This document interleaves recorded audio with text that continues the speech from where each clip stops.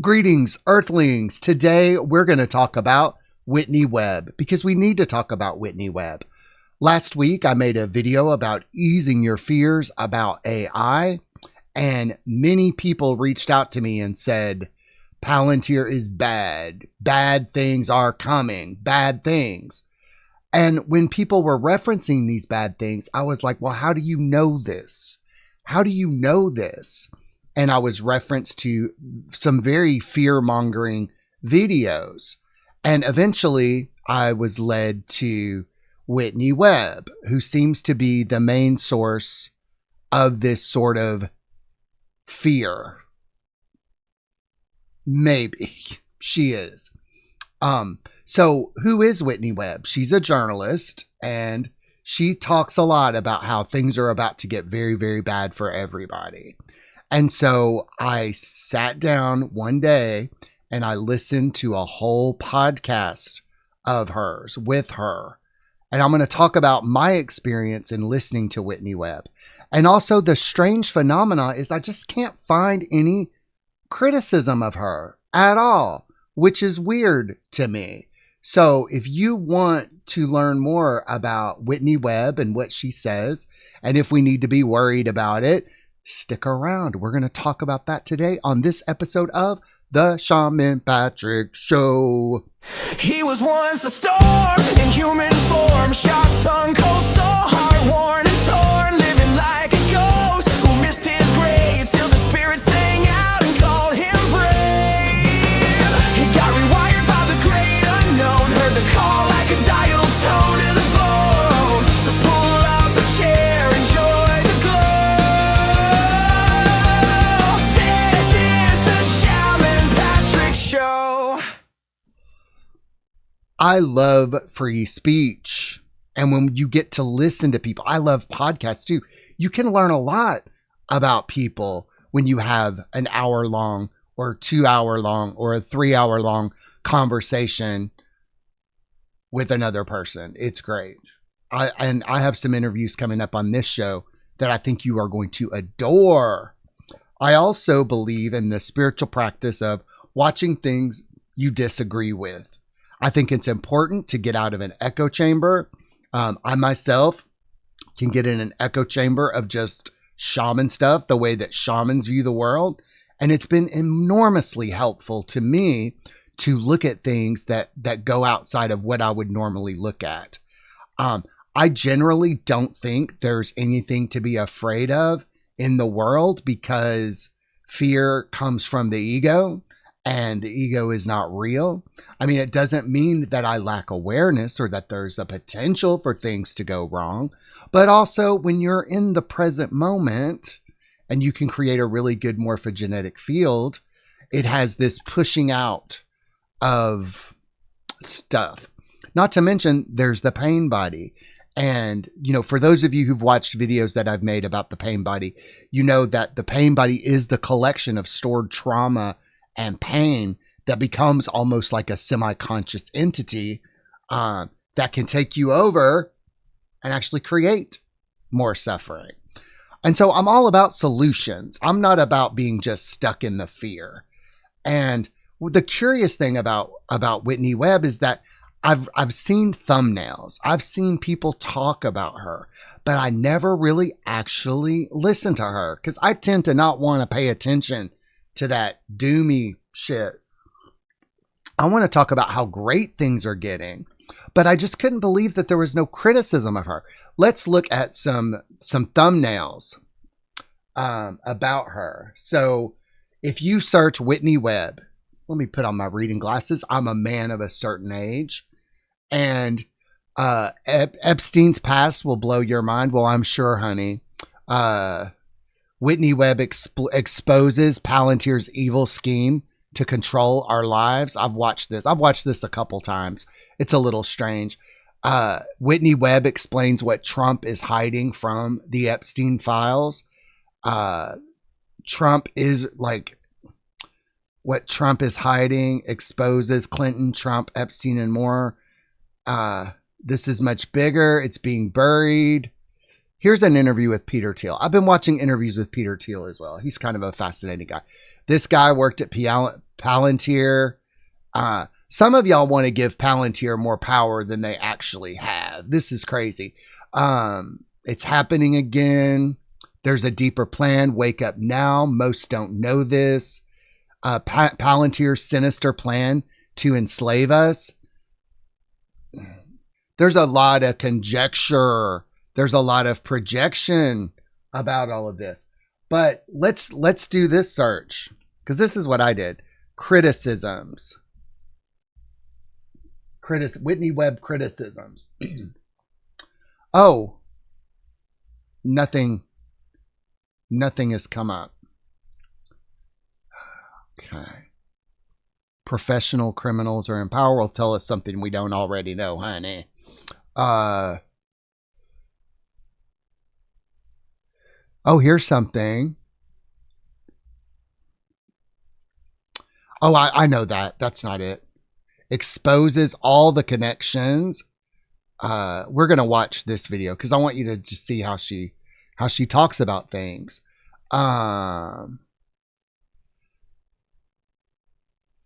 No, don't trust black. Okay, sure, honey. Sure. Okay, let me see if I can find criticisms of, wait. I'm like a boomer. Whitney Webb. Let's see. That's very strange. I might watch that later. But isn't that weird?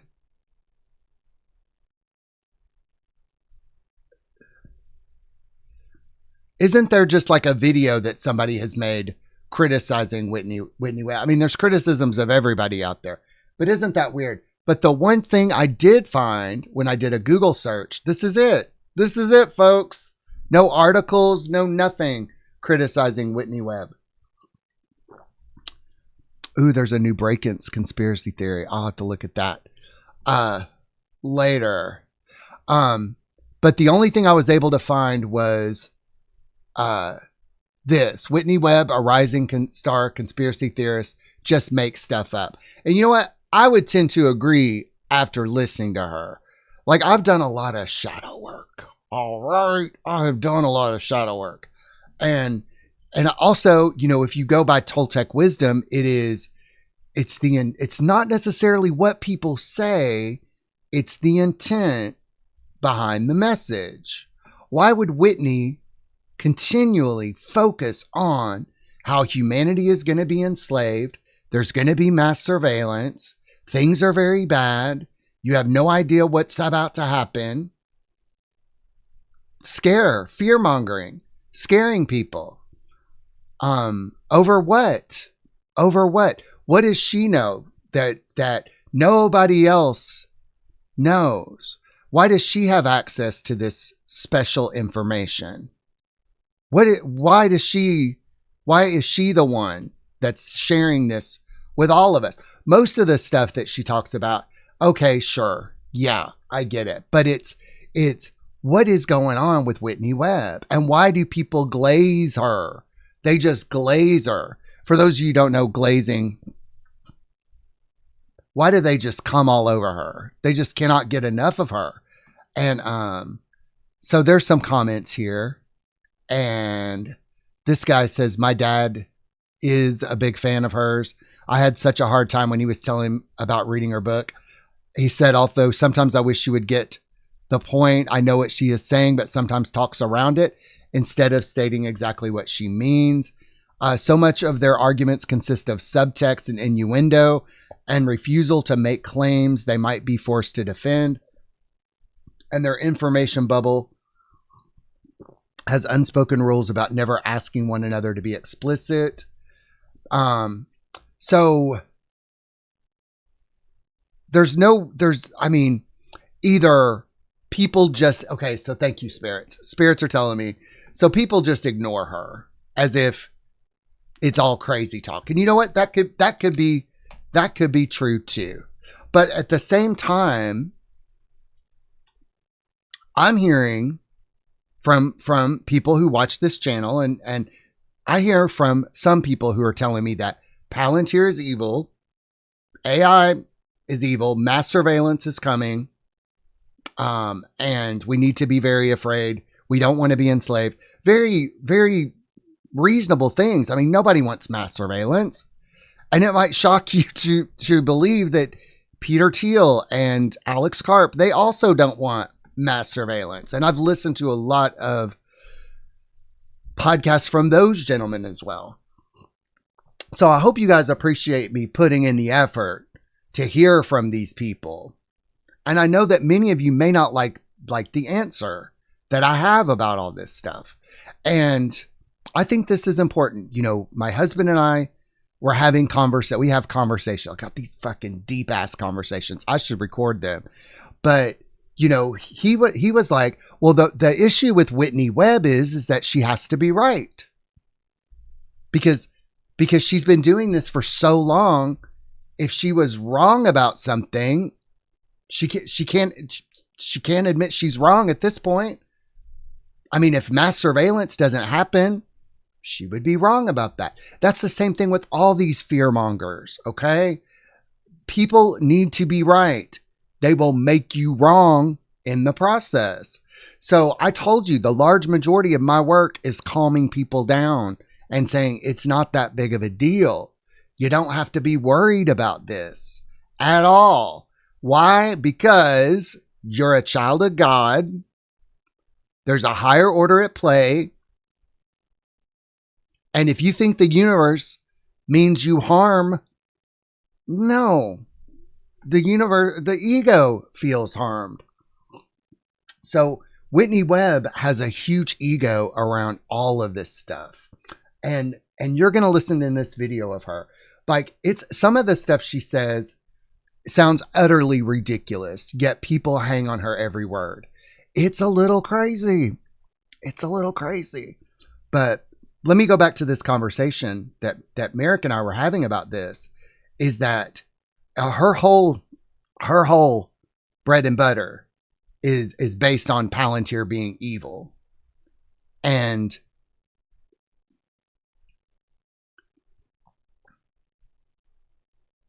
what if it wasn't?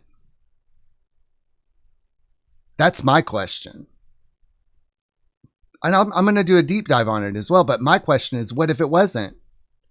I don't just believe things that I hear, and I don't believe things that people tell me anymore. But I often listen to the intent behind the message. And Whitney looks a little bit too gleeful when she's talking about the end of the world. She's like, oh, it's the end of the world as we know it. Ooh. See.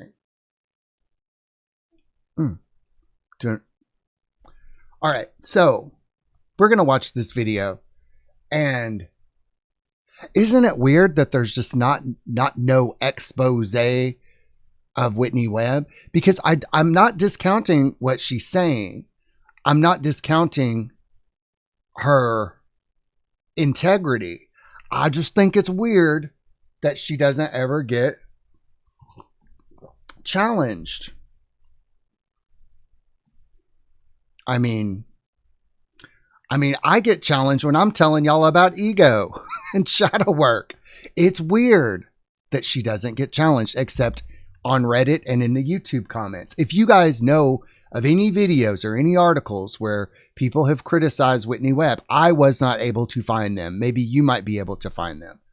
And I just want them for balance and perspective. So let's look at this video now. This is from the Financial Wise podcast. And it's about Whitney Webb trashing Peter Thiel. This is in the news recently. Of course, Donald Trump has decided to take over D.C. and he is saying that crime is the issue. The numbers don't show that. D.C. crime has actually gone down. But what was... Well, right off the bat, honey, right off the bat, the reason that Trump took over D.C. was to clean up all the crime. And he did. And that's it. And sometimes I think y'all love crime. I think you love crime. But that's what he did. And the reason that this crime statistics were down is because crimes were just simply not being reported. That's that. So right off the bat, honey, don't gaslight me. Brought to my attention is this idea that Donald Trump agrees with, which is called freedom cities, which is also something that is pushed by Peter Thiel, apparently, where going back to the old days where we had company towns, where it's like, it seems like corporate takeover of these the modern towns. version of that with programmable stable coins. Yeah. I mean, I know she's really hard to listen to. I know. Now,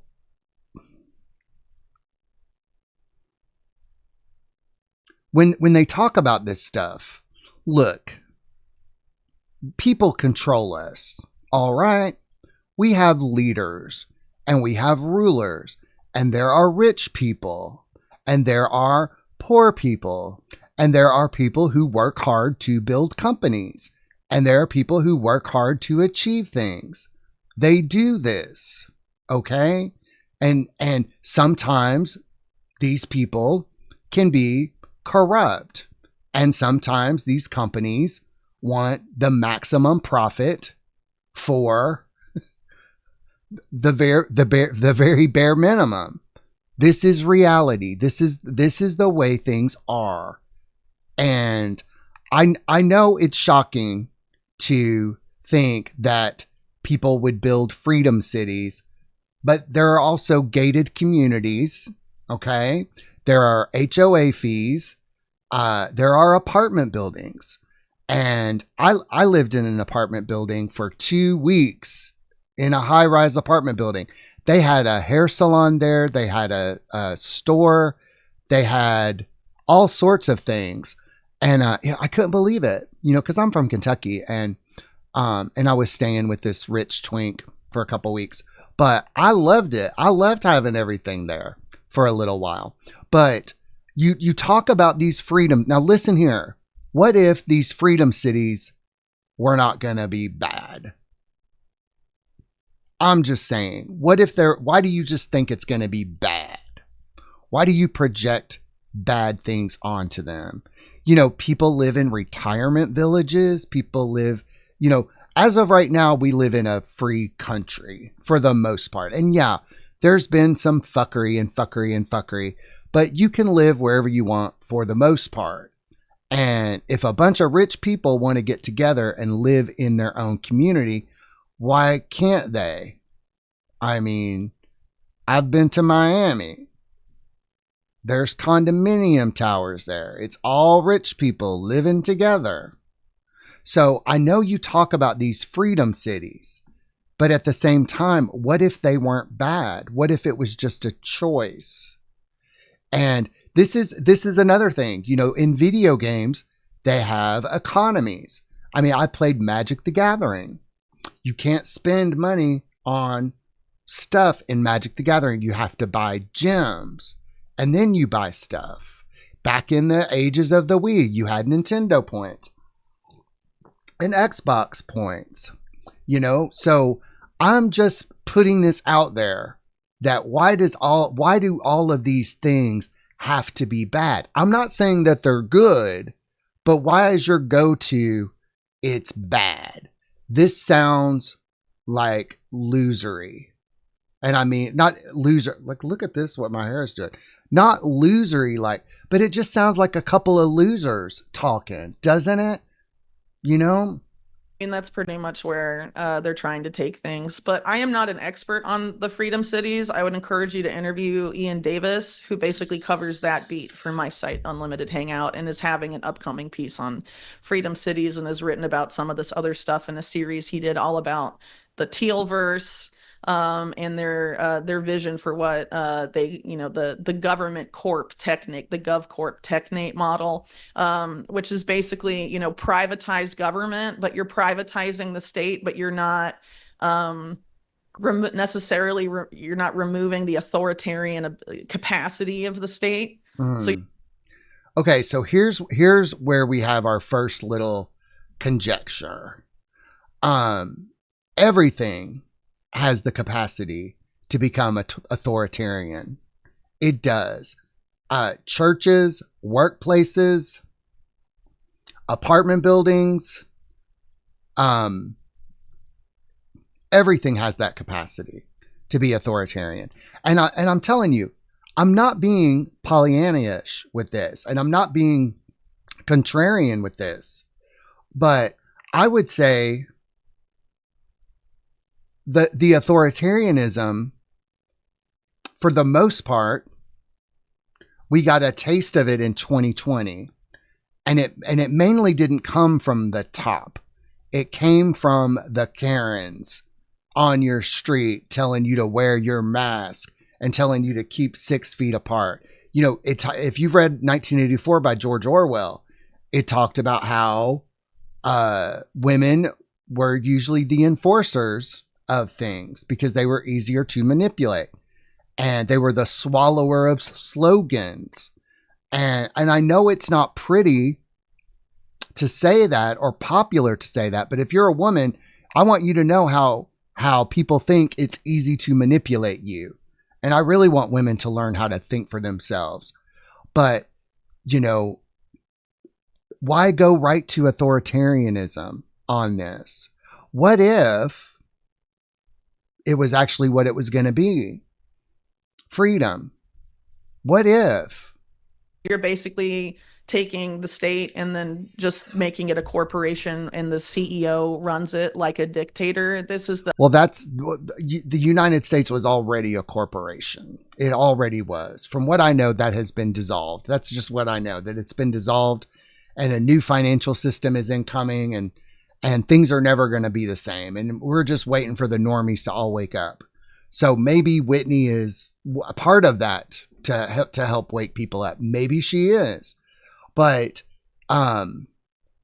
so much of our government is already privatized and outsourced and corporatized. And and sometimes I think, you know, she thinks that these things are going to have more power than they actually are going to be able to have. And I think that is a conjecture as well. You know, AI and even surveillance technologies, they're not like all powerful, all magical things. But a lot of this that she talks about, and I'm talking about other talks that I've heard her talk about too, is y'all just think that this is just so damn powerful. And what if it wasn't? What if it can't do the things that you think it's going to do? I'm just saying. ideology of Curtis Yarvin, sort of the house philosopher of the Peter Thiel network, who honestly... Now, she hates Peter Thiel. She hates him. She might even be homophobic. All right. And she hates him. And I don't know what her beef with him is. Maybe she was attracted to him at one point, and he's just not gonna, because he's gay. He had a very hot boyfriend that unfortunately died under mysterious circumstances that she says were mysterious circumstances. But sometimes when she's talking about some of these billionaires and stuff, I'm like, do you just have a personal beef do you just hate white men? Or do you hate men in general?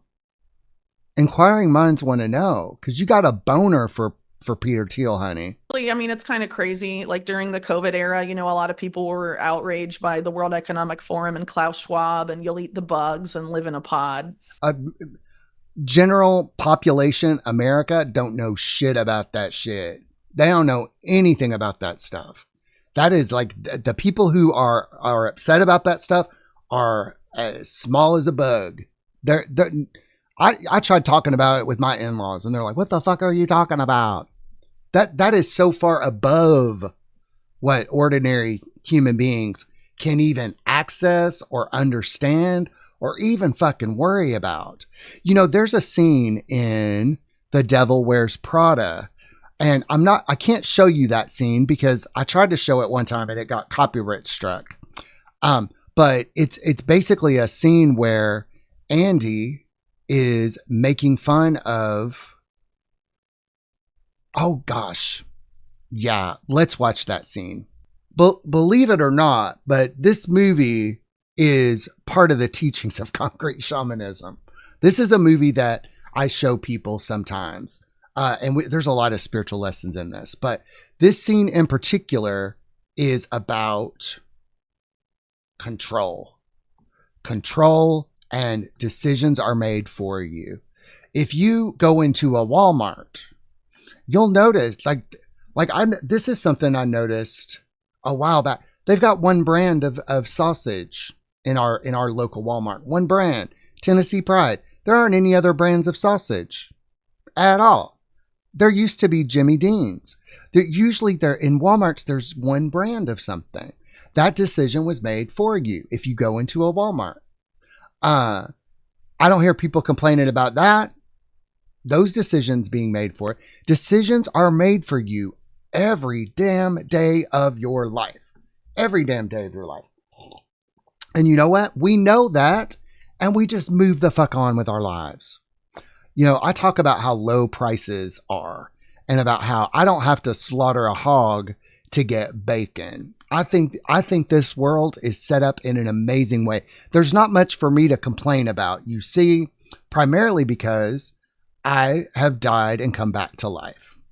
And even though the afterlife is crazy, I kind of like being here now because you get to mix and match, go through stuff, but decisions are made for you all the time.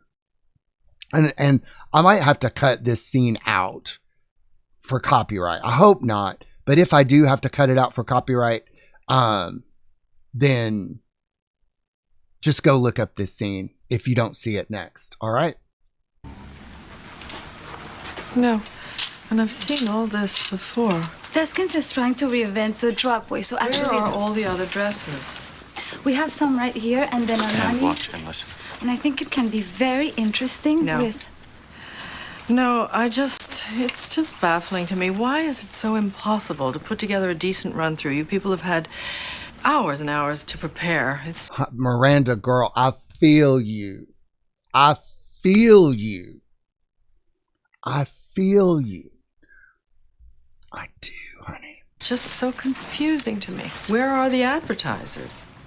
We have some pieces from Banana Republic. Well, we need more, don't we? Oh, this might be. What do you think of? Yeah.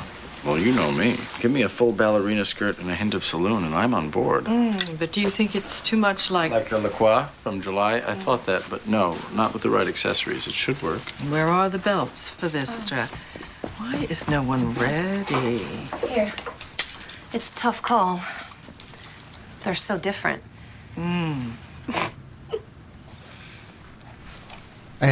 And this is, I mean, I feel this, like, I know a lot about spiritual stuff and recovery and shamanism. I know a lot about that stuff. And when people snigger at me like this, when they snicker and all of that, they don't understand. They don't understand. They'll tell me I don't understand.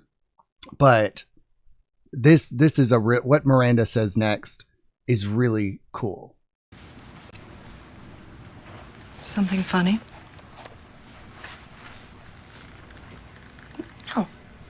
No, nothing's, it's just that both those belts look exactly the same to me. I'm still learning about this stuff and, This stuff? Oh, okay. I see. You think this has nothing to do with you. You go to your closet and you select, I don't know, that lumpy blue sweater, for instance, because you're trying to tell the world that you take yourself too seriously to care about what you put on your back. But what you don't know is that that sweater is not just blue. It's not turquoise. It's not lapis. It's actually cerulean. And you're also blithely unaware of the fact that in 2002, Oscar de la Renta did a collection of cerulean gowns. And then I think it was Yves Saint Laurent, wasn't it, who showed cerulean military jackets? I think we need a jacket here. And then cerulean quickly showed up in the collections of 8 different designers. And then it filtered down through the department stores and then trickled on down into some tragic casual corner where you no doubt fished it out of some clearance bin. However, that blue represents millions of dollars and countless jobs. And it's sort of comical how you think that you've made a choice that exempts you from the fashion industry when in fact you're wearing a sweater that was selected for you by the people in this room from a pile of stuff. I love it. I love it. What a humbling thing. What a humbling thing to realize. And you can say, well, it's a movie, but no.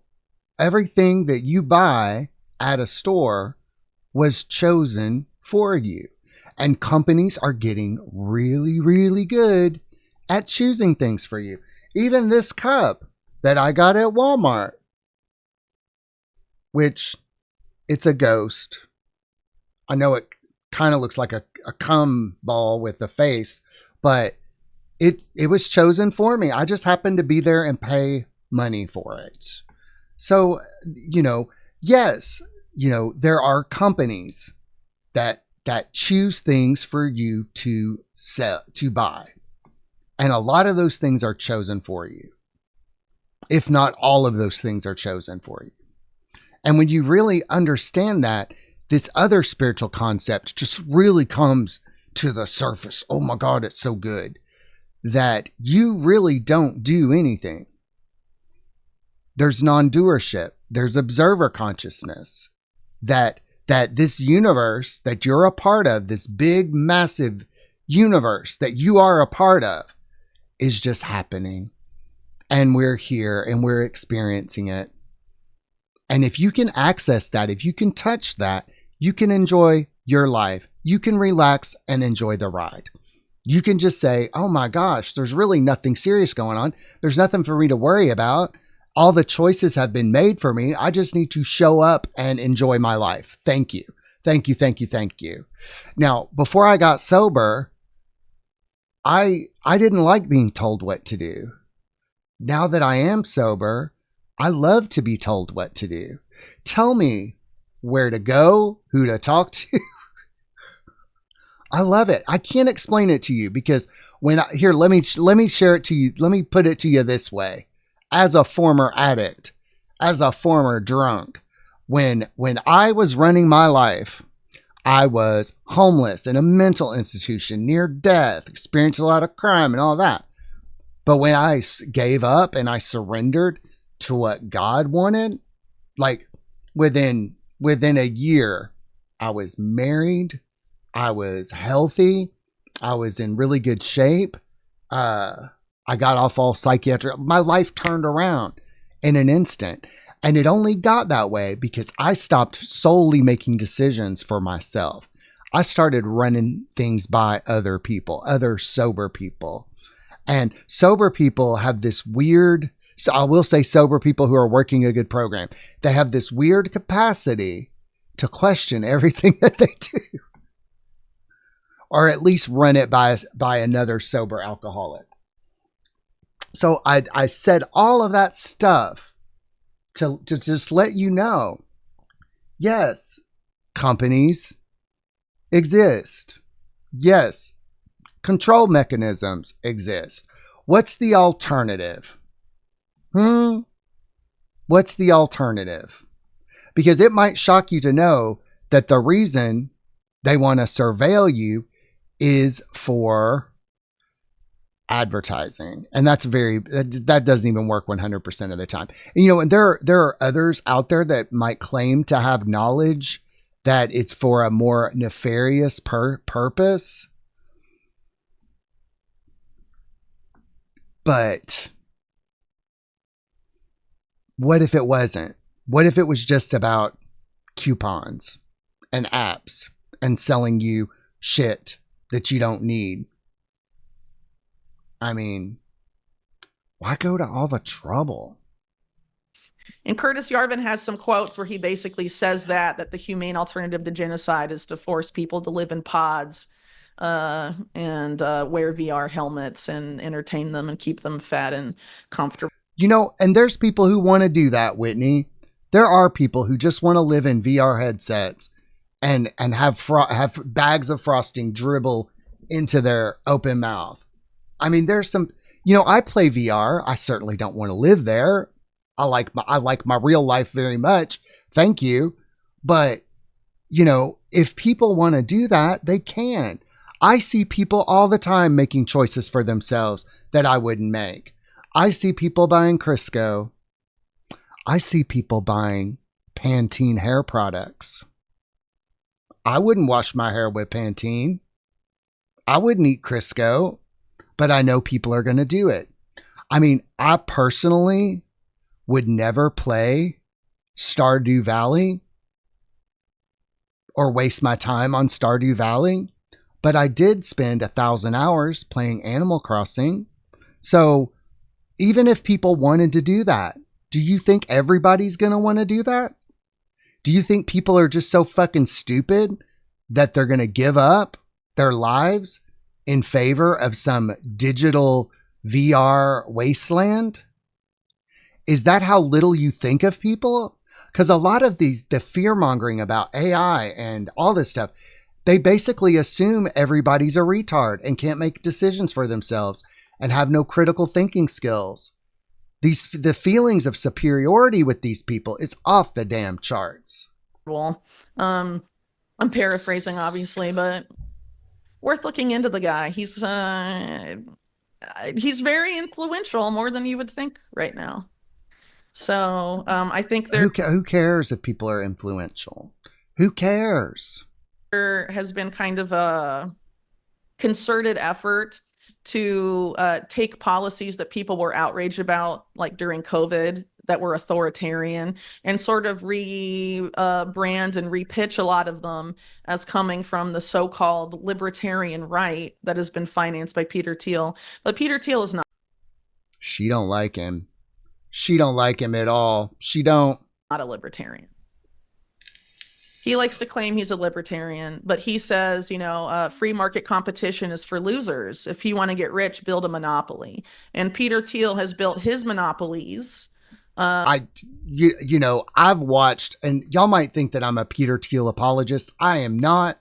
I don't know him well enough, but I do know that a lot of his interview questions get taken out of context. And I've listened to whole interviews just to hear the context of one clip. And then, it's a little crazy, and it seems to me like when you say something like that, it's kind of tongue in cheek. It's kind of nuanced. And there are monopolies right now. And, the way that big tech has sort of taken advantage of those monopolies. If I remember correctly, I even think Peter Thiel said that it's not right.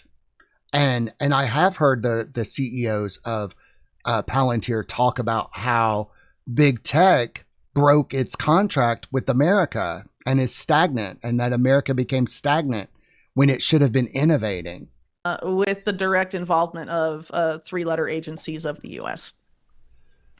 The most obvious being Palantir, but also when, they were creating PayPal, they went around to every three-letter agency that would talk to them.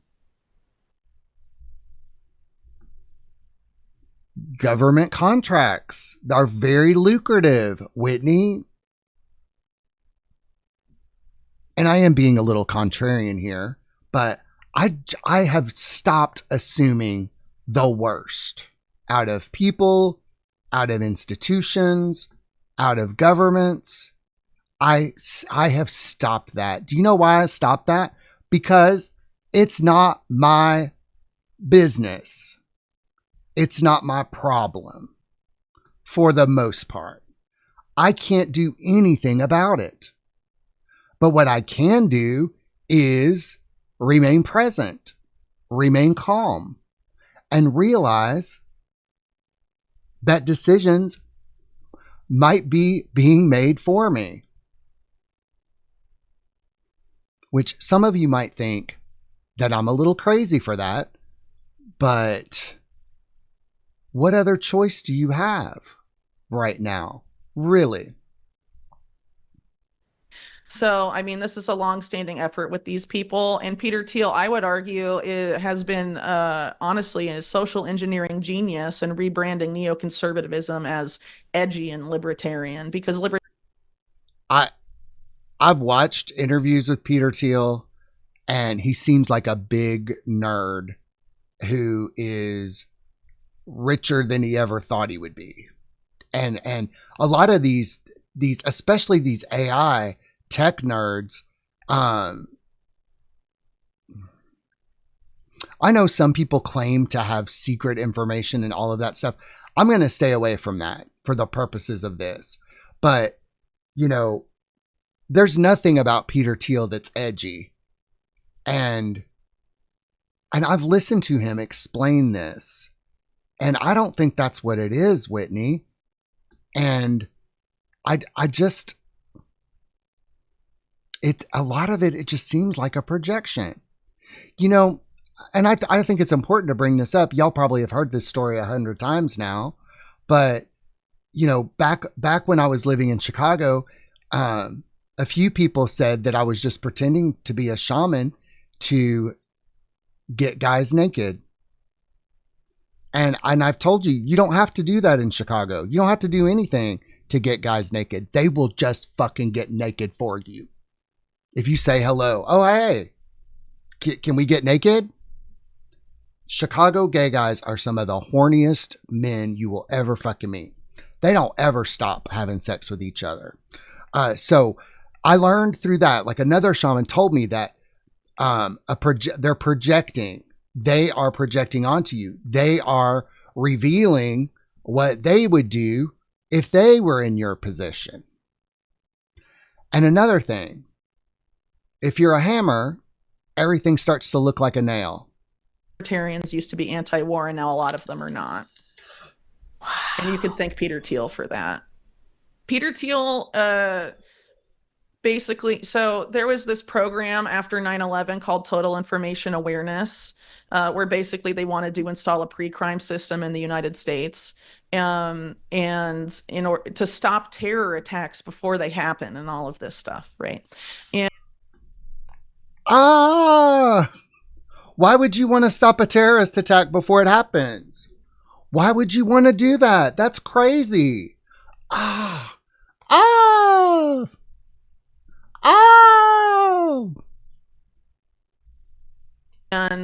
it was defunded by Congress because they rightly pointed out that it would erode Americans' constitutional rights and eliminate the right to privacy entirely.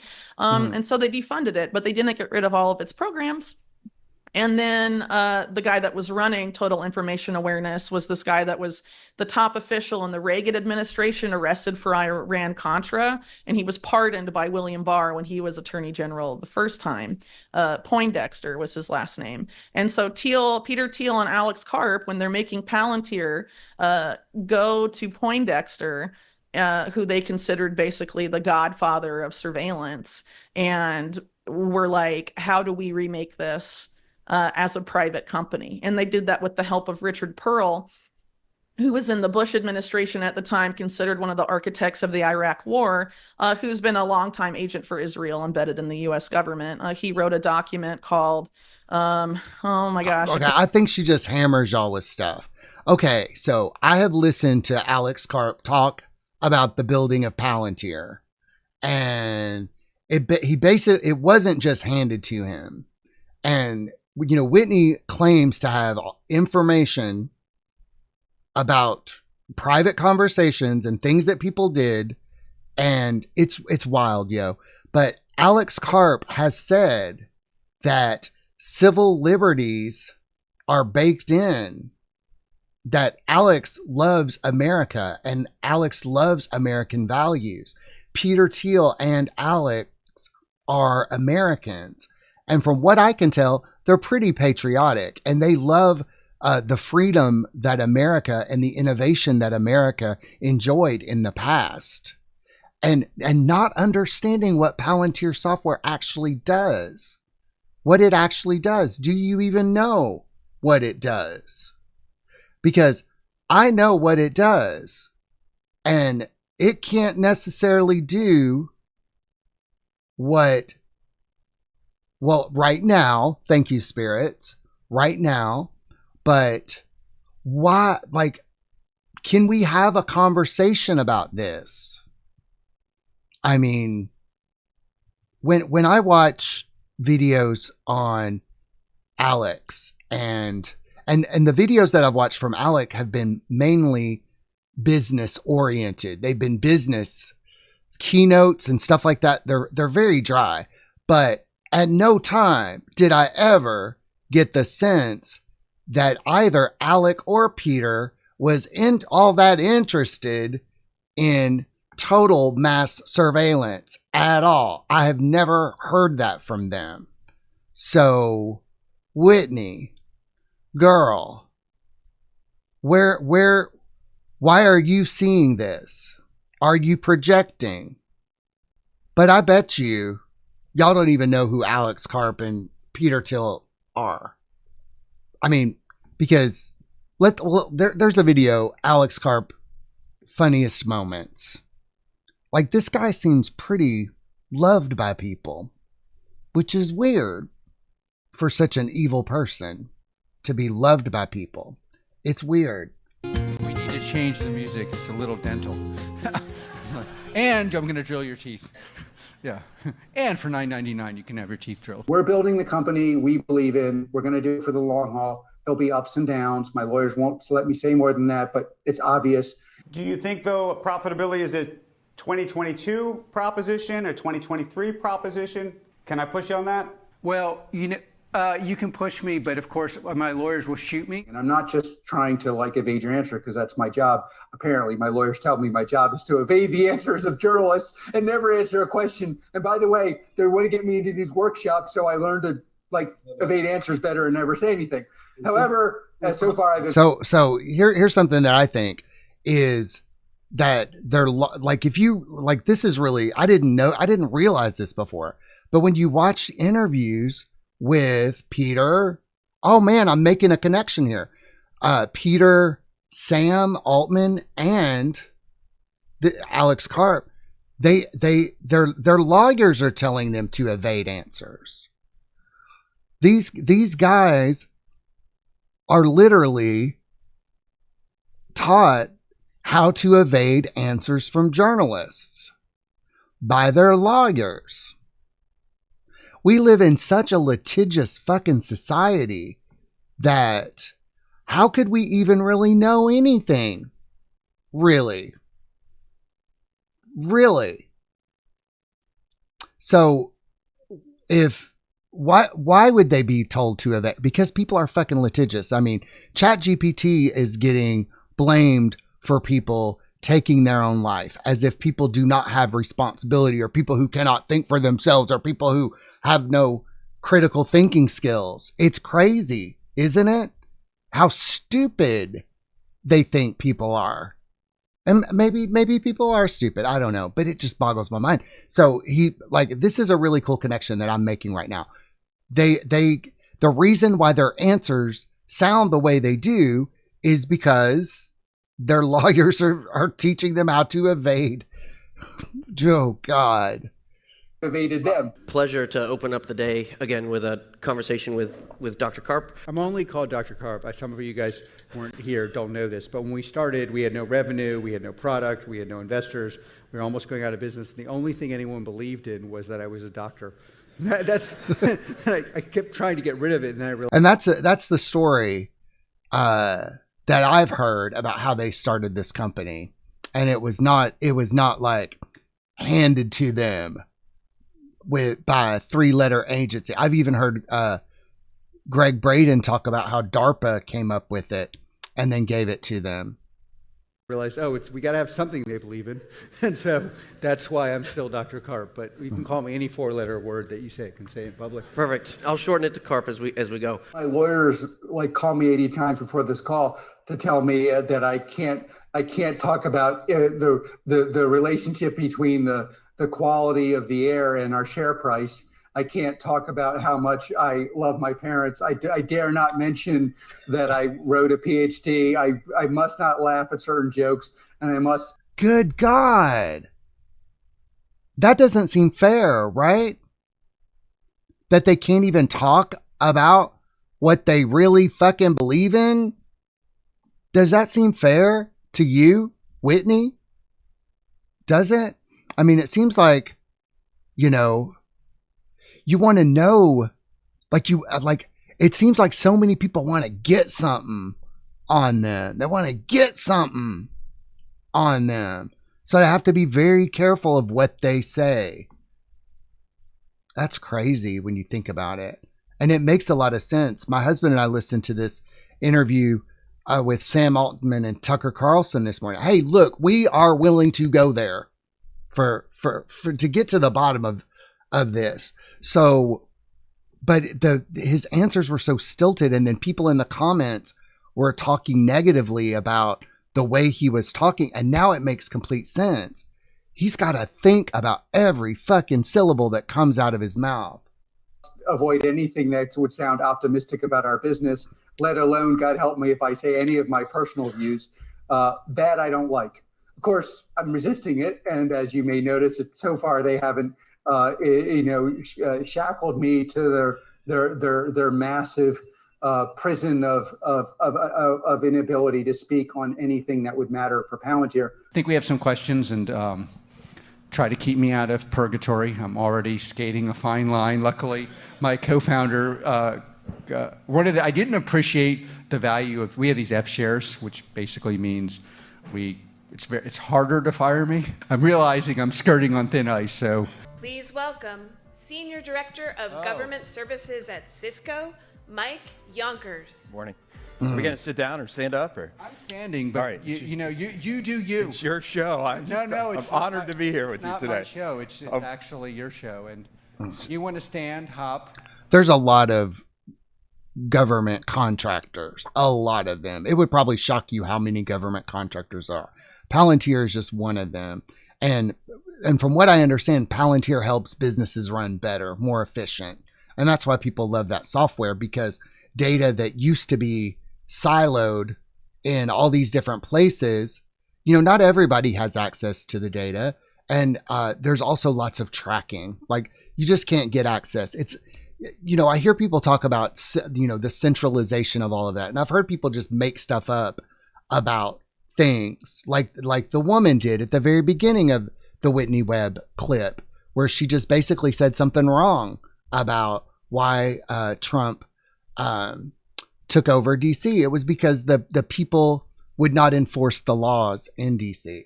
I'll tell you what, Palantir is very bad for terrorist networks, for corruption, and all of that. It's bad for that. Palantir is bad for that. I do not want to hop. Thank you. I certainly don't want to dance. So do a little. I used to play the drums, and I used to be able to do that sort of thing, but I can't do that anymore. By the way, I apologize for the gentle music, but Nice. you don't have to sit in the chair. Nice to see you. Unless you want to. If I sit, will you sit, or are you going to stand? Whatever you want. Let's you prefer sit. to sit. Could I have something to drink? Yeah. We were recently in Switzerland. You had a fireside chat like this with Mr. Rubenstein. He had a lot of questions about your hair. I'm not going to ask any questions in that line of questioning because it's a bad road for me to go down.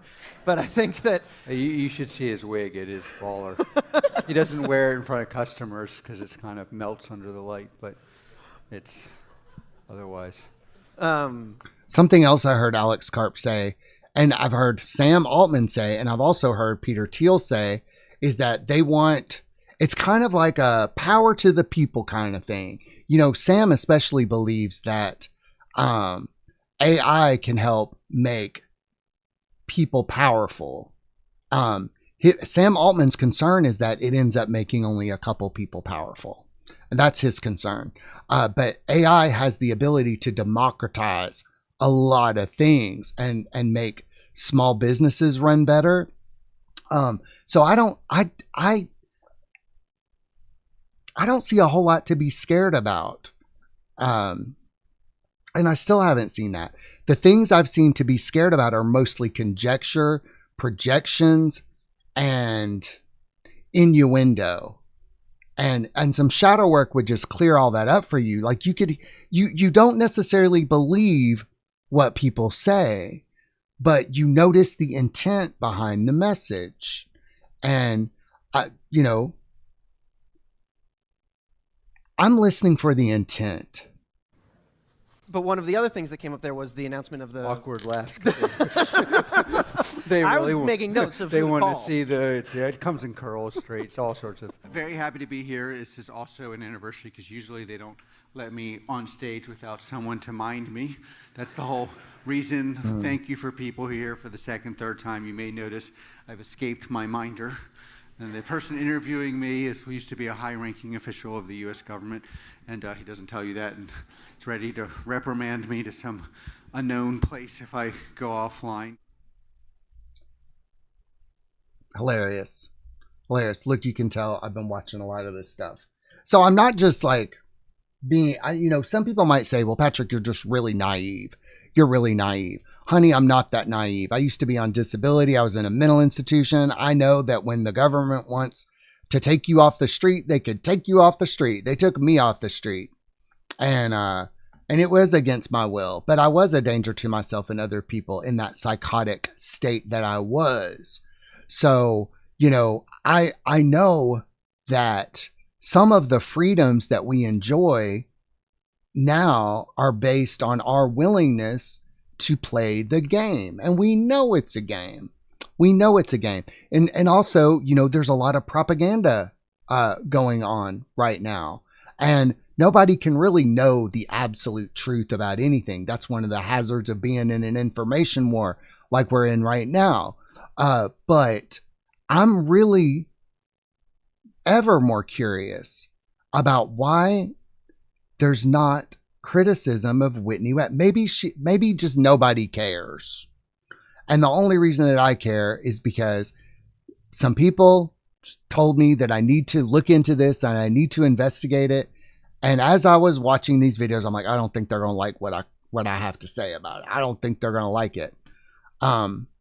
Because the issue that I'm seeing is this kind of stuff right here, the conjecture, the projections, and the glee that Whitney has when she's talking about how bad things are gonna get, and the boner she has for Peter Thiel. Can't believe I'm blanking on the name right now. That's so embarrassing. But basically, he wrote this policy document for Netanyahu when Netanyahu first came to power in the late 90s, being largely propelled into that role with the help of Ronald Blotter, an American billionaire. And the document basically said, like, we need to overthrow Saddam Hussein, and I also believe the Assad dynasty of Syria for Israel. And so, you know, and then previously Pearl had a lot of other. She don't know what the fuck that means. She don't fucking know. She's like, like a lot of this stuff, it's like, okay, yes, there are people who run countries, and yes, there are intelligence services, and yes, there are secret ops and psychological operations, and yes, America has a military. Yes, they're like, it just seems so midwit, you know? Like, I know that in order to have a country, you have to defend it. I'm not stupid. There has to be a defense system. Has some of that stuff gotten a little crazy and out of control? Yeah, absolutely. I don't think anybody would say any differently than that. Yeah, you know, especially with the 2000s and the government contracts and just handing out contracts and all of that stuff, destroying countries only to rebuild them. Yeah, that's crazy. Like, I saw the documentary Ukraine. I think it was Ukraine on Fire. Yeah, the Oliver Stone documentary. Yeah, some of the stuff that they get up to is pretty fucking gross. But for the large majority of Americans, it just don't fucking matter. People are trying to take care of their children and take care of their lives and love each other. And I do think that focusing on stuff that doesn't really have anything to do with us is a little strange. And I think that maybe focusing on that stuff is meant to distract you spiritually. It's to make you feel afraid. It's to make you be scared of other Americans or even the government itself. Like, look, I don't trust the government. I mean, I was on disability. I don't just 100% trust the government. But at the same time, I do see a lot of corruption getting exposed. I do see sort of a mass awakening. You know, the Charlie Kirk assassination, which just happened yesterday. I don't know what the ramifications of that are going to be. It definitely exposed some of the nastier elements of the left that many people were not able to see before. So I do believe that things are getting better. And I also know that the ego is on its way out. They're very suspect ties to, the Israeli state that should have gotten him thrown out of government forever, but did not. And so this is basically how Palantir comes to be. In addition to heavy funding from the CIA.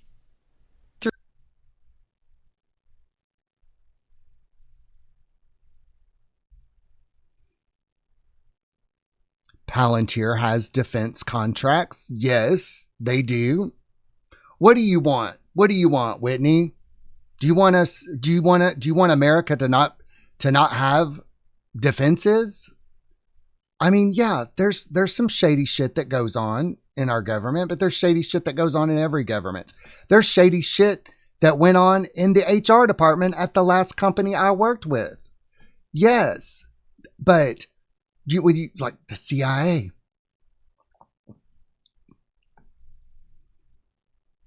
You know what I did when I had my near-death experience, and I'm from Edgar Casey's hometown. And so when I was in Chicago, I was, it just kind of hit me like I'm going through this psychic awakening. And so I reached out to the Edgar Casey Association of Research and Enlightenment. And they put me in touch with authors who had written books about Edgar Casey. And then my friend told me, oh, you shouldn't have done that. They're CIA. I'm like, what are you going to do? What are you going to do? Like, come on. We live in America. We have 3-letter agencies here. We have governments. There's sheriffs. There's landlords. There's utility companies. It's like, I mean, I can't be the only one. What do you want us to do, Whitney? What's the solution here? Through NQTEL. And basically, CARP has admitted that Palantir was always intended to have the CIA basically be their main client, and that they, the CIA was their only client for their first several years of existence as a company. And Palantir engineers went to CIA headquarters in Langley, Virginia, every 2 weeks for several years, having the CIA tweak their product. Intimately involved in this was one of the top chief information guys. I think the top executive, the CIO of the CIA, was a guy named Alan Wade, who, while he was in the CIA, co-founded a company called Gilead with Ghislaine Maxwell's sister, Christine Maxwell. Look at her. She's thinking what I'm thinking. Who the fuck cares? Like, I was looking at her face. She's swallowing a lot, But yes, you can have the government as a client. I mean, the best therapist that I ever had, she quit the place that I was getting therapy from, and she went to work for the military. She went to work for the Army, a therapist for the Army. Well, so, this is basically the company that contracts for all 18 intelligence agencies and knows everything about you, according to the New York Times. Okay, that's a bit much. This fantasy, and yes, the majority of Americans have given up their privacy. Eckhart Tolle talks about this. It is something that we have come to accept. Yes, we're in a lot of different databases. Yes, we're in the DMV database. We're in all these different databases. Yes, yes, yes. And there are many, many worst case scenarios that you can come up with about that. But I do know that the software does help streamline operations, which in the long run saves money. And as a taxpayer, I'm for money being saved. I am. I see, and again, I just don't aspire badness anymore. And if you are distrustful, and I maybe Whitney is projecting a lot of issues onto things. And I mean, is a company bad if they have government contracts? What about the company that provides toilet paper to the CIA? What is the company that provides, I don't know, dishes and plates and all that kind of stuff? I mean, what are we going to do about this? I mean, what if they needed a shaman and they called me and they say, Patrick, we need a shaman. There's some shit going down. We accidentally uncovered a portal to another dimension. We need a shaman. Like, what are we supposed to do? And probably according to Palantir themselves. And Trump has been openly building databases on people. I don't know about that. Like, she has a little bit of the TDS, a lot about the TDS. And you got to be careful with people who have TDS. You do, because it's an emotional disease. It's a spiritual disease. For those that don't know what TDS is, it is Trump derangement syndrome. I know people who are Trump deranged, and it's taken down a lot of really good people. But the minute like Trump is building databases on people, okay, what does that mean exactly? Will you tell us? With Palantir, of course, most people know that they're doing that with ICE, but the administration announced not that long ago that they're doing it for everybody. And Palantir also manages all of your health data because they contract Well, Palantir, like, see here, you're talking about Palantir, and from what I understand, okay, and maybe I'm just a retard, okay, but the companies buy the software, and only certain people have access to that. You're talking like Palantir has access to all this data. And I'm not saying that they don't, but who the fuck has the time? So what? They're building a database on everybody in America. I'm surprised they haven't done it sooner. Okay, I'm surprised they haven't done it sooner. And you know, yes, they did work with ICE, but we have an illegal immigrant problem in our country. We do. What are we going to do about it?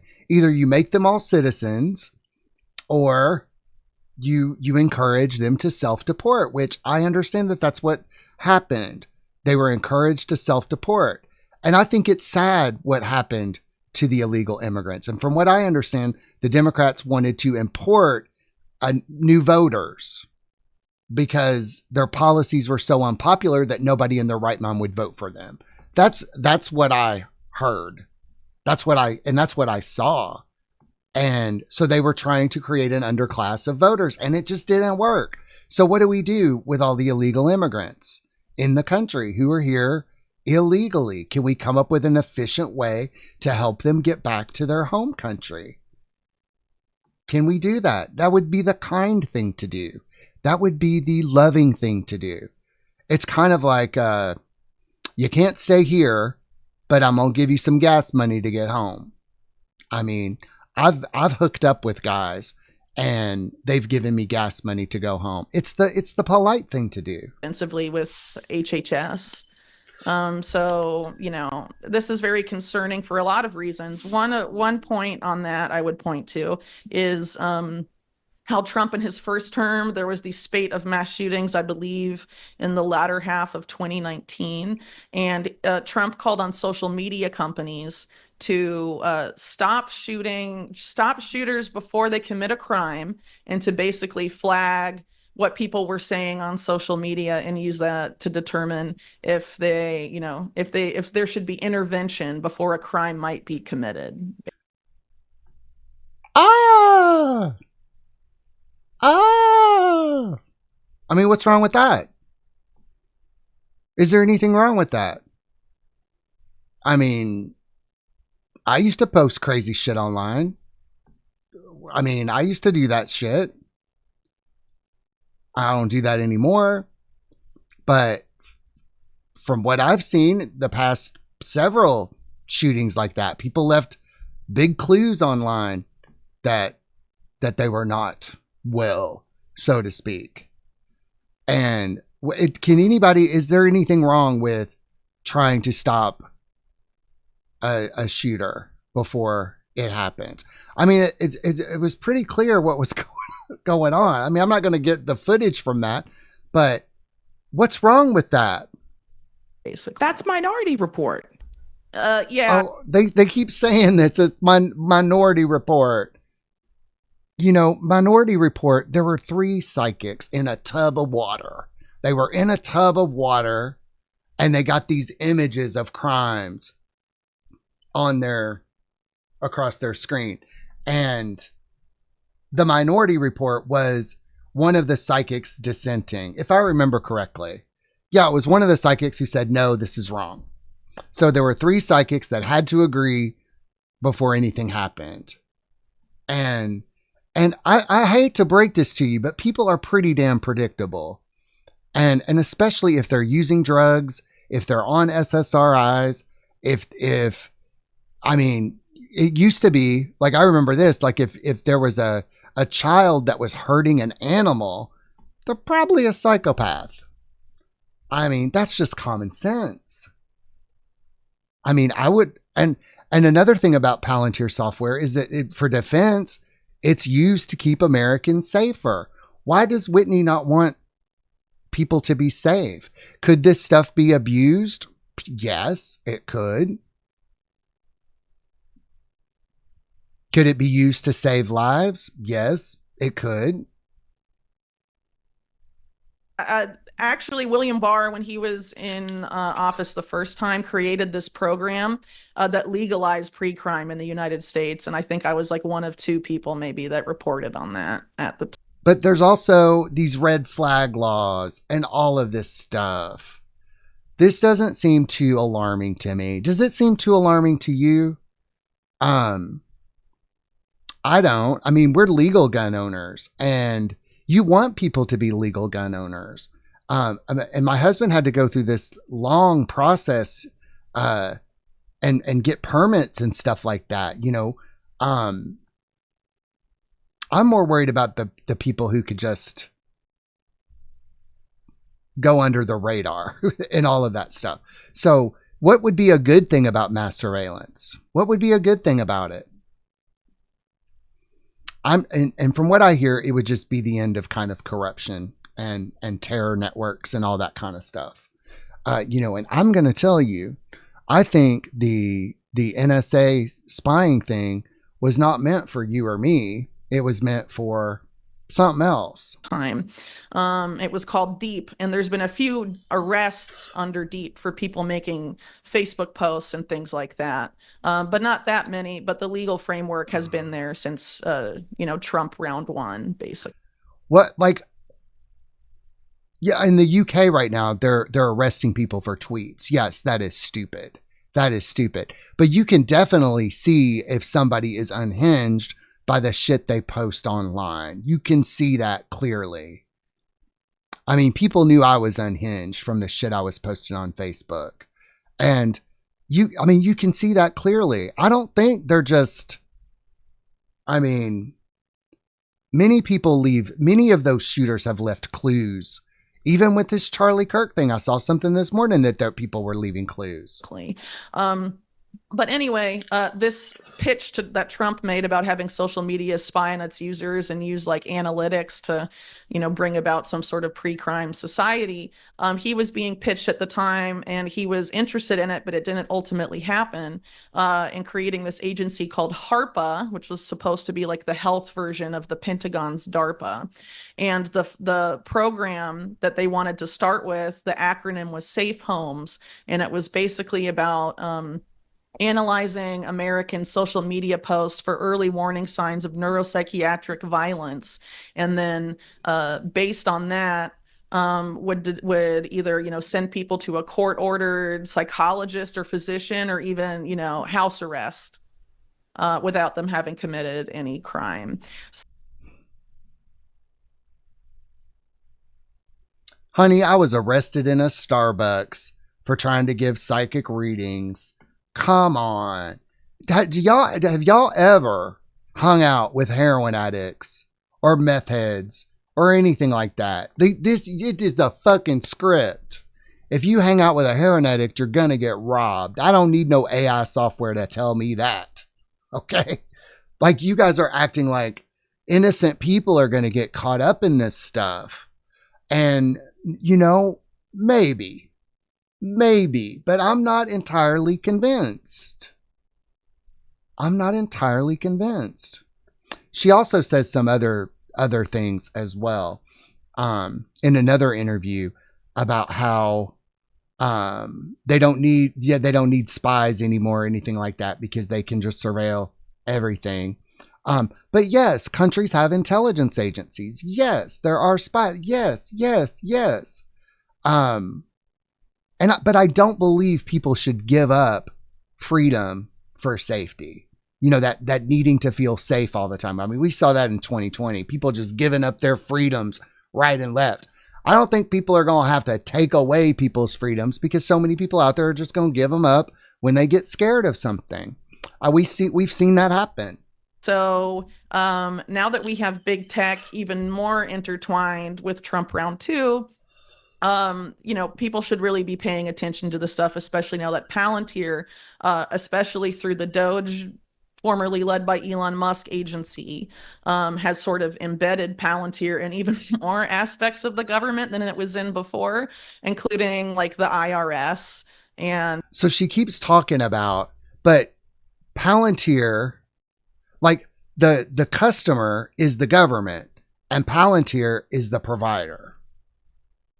And I don't know why she's not explaining that. I don't know why she wouldn't explain that. I mean, they're going to have to get business management software somewhere. I would prefer them to get it from an American company. I would prefer them to get it from people who love America. I would prefer that. And, mortgage stuff like Fannie Mae and all of that, all have Palantir now. And then basically giving them the keys to the kingdom with a lot of.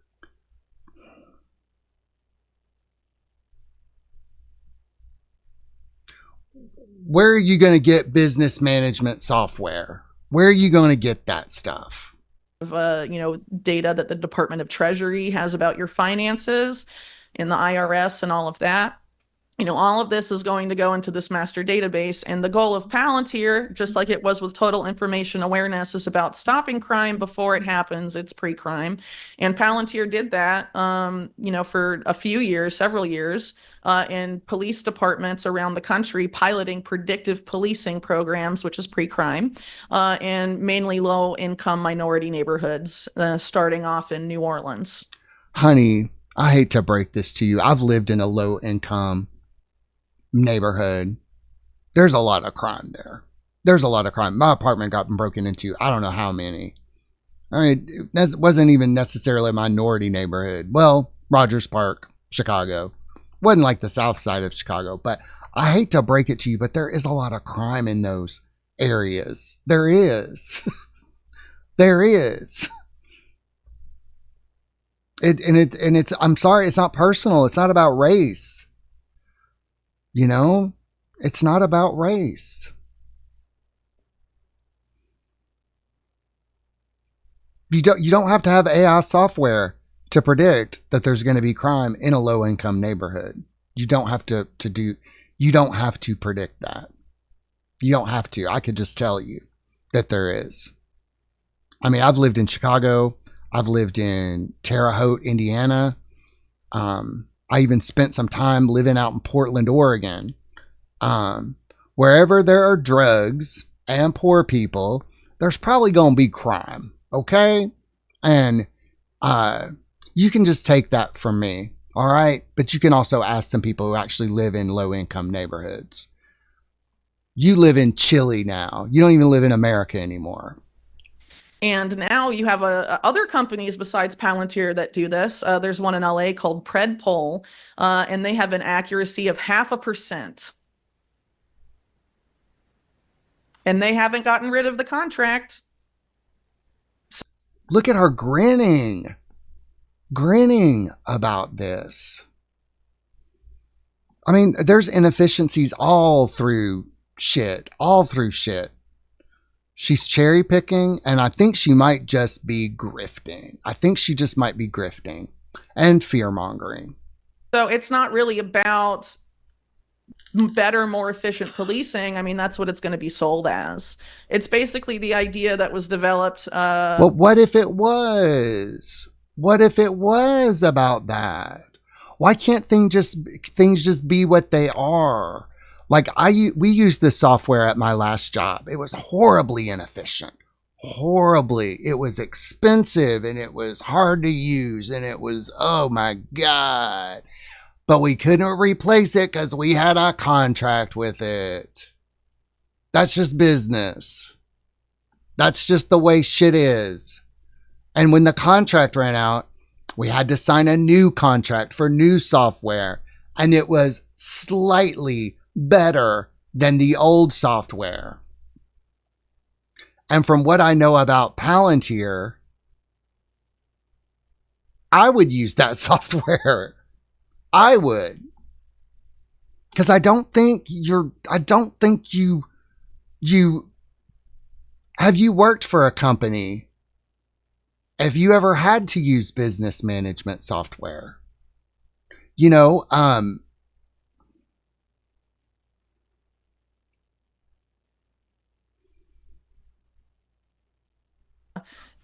by the British for prison designs in the 1800s, the panopticon, the idea that if people feel like they're constantly under watch and they could, be, well, obviously out of the prison context, you could be put in prison for doing the wrong thing or whatever, then people will police themselves. It's called a high trust society. I want to live in a high trust society. The other day, I wanted to give myself a pedicure. And I went to Walmart. And I went to go get a pedicure kit. And I couldn't because it was locked up. It was in the makeup area. And most of the shit is locked up in the makeup area because people can't stop stealing it. They wouldn't have to lock that shit up if people didn't steal it. So when you live in a high trust society, it's freedom. People aren't stealing. You like I grew up in the 80s. We used to call it home training. And if y'all don't want mass surveillance, learn home training. Teach people home training. Teach people to respect. Teach people to not steal. Teach people to treat others how they want to be treated. This is easily solved with a few marketing campaigns or a little bit of social engineering. In the book Freakonomics, they talked about how they ended crime or lowered crime in New York by cleaning things up. That people were less likely to commit crimes in clean places. Sometimes people just need to be told. Not everybody was raised the way that we were raised. To not steal, treat others with respect. Not everybody was raised that way. But it just seems like it's a fantasy. sort of a dystopian fantasy and kind of losery, it's kind of losers, and I know this. I've watched enough from the AI people and the tech, the people, they're really trying to make America better. They're trying to make America a better place. And I believe them. And I've listened to them at length, and I've listened to Whitney at length. I haven't read your book, Whitney. I have read reviews of it. And yes, there were blackmail operations. I agree with you there. There totally were. But from what I understand is that there's an effort to clean all that up. That there's an effort to I guess, drain the swamp. And why would you be so upset at that? Why would you be so averse to that? And it's not, and I want to get this clear. I am not sucking Sam Altman's dick. I am not sucking Alex Karp's dick, and nor am I sucking Peter Thiel's dick. I have a husband that I love very much, but I'm not glazing them either, and the fact that they just can't say stuff because their lawyers won't let them, that doesn't seem really fair, does it? And maybe you would have to get to know people before you start attributing evil to them. You would have to know them personally, one-on-one, before you start attributing evil to them. And I'm not saying that they're 100% good. Nobody is. But at the same time, can we just dial it back a little bit? Can we tone down the fear-mongering? Because what is this? What did Whitney say? Did that benefit you whatsoever? Did it benefit anybody? Or is it just supposed to make people scared? And here, right here, Peter Thiel pitches society issues under libertarian, but real intention is to gain control and establish surveillance states. I personally have not seen evidence of that. And what I hear from Whitney for evidence for that is just conjecture and projection. Not everybody wants to control people. Not everybody wants to, I'll say this here. I'm not trying to be a cult. Many people have said that I'm trying to be a cult leader over my lifetime. And we have a cult-free guarantee here. I'm not starting a cult. I don't want to control people. I don't want to do any of that stuff.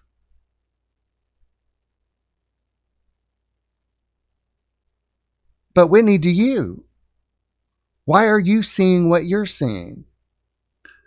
And so I'm not saying that any of this is wrong. And I'm not saying that what Whitney is talking about is wrong. But I'm saying, it sounds to me like a lot of conjecture and projection. And I think that if people are going to interview Whitney Webb, they might want to maybe listen to somebody who has an alternate opinion, because Whitney just can't be the last word on all this stuff. She seems kind of like a downer. She seems like an unhappy person. And at least Alex Karp looks like he's having a good time. And she's got TDS. I don't necessarily trust people with TDS. I don't. They're too in their emotions about it. It's almost like it blinds them to reality. So Whitney, please do some shadow work, honey. And I know that this is your career, and I know that but if you could be wrong about something, what would you want to be wrong about? What would you want to be wrong? Thank you all for joining me for this episode. If you'd like to support the work we do, please like and subscribe, comment, or use an emoji if you've got nothing to say. Share this content with others. You could join this channel and support the work we do. Thank you for watching and growing with us. So as always, my message is, things may not be as bad as they seem. Mwah.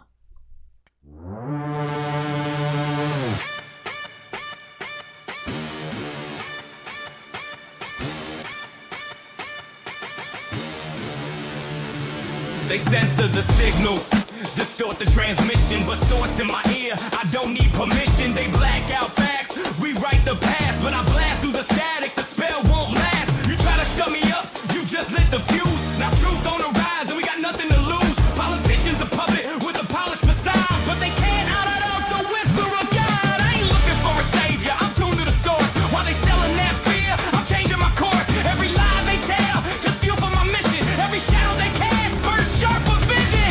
They try to hide it, but the truth got receipts. Divine inbox blowing up with league beats. History's a remix, facts on delete. But God got the file in permanent repeat. You can censor the voice, but the vibe don't die. You just prove them right when you cover the sky. What's true is true, what's false gon' fall. I'm plugging to the source, so I see it all.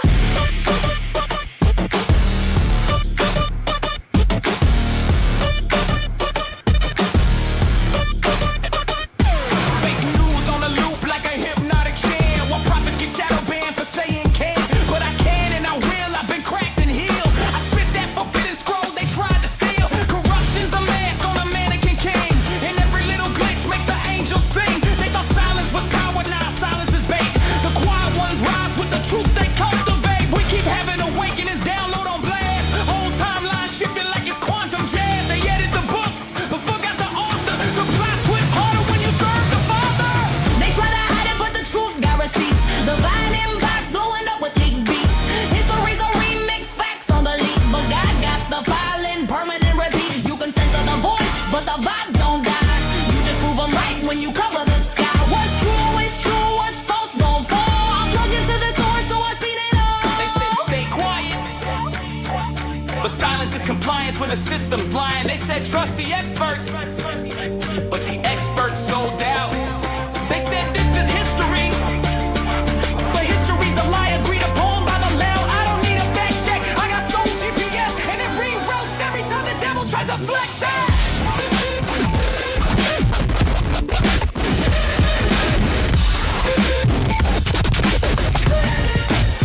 Truth got received. Receive the truth. Truth got received. Receive the truth.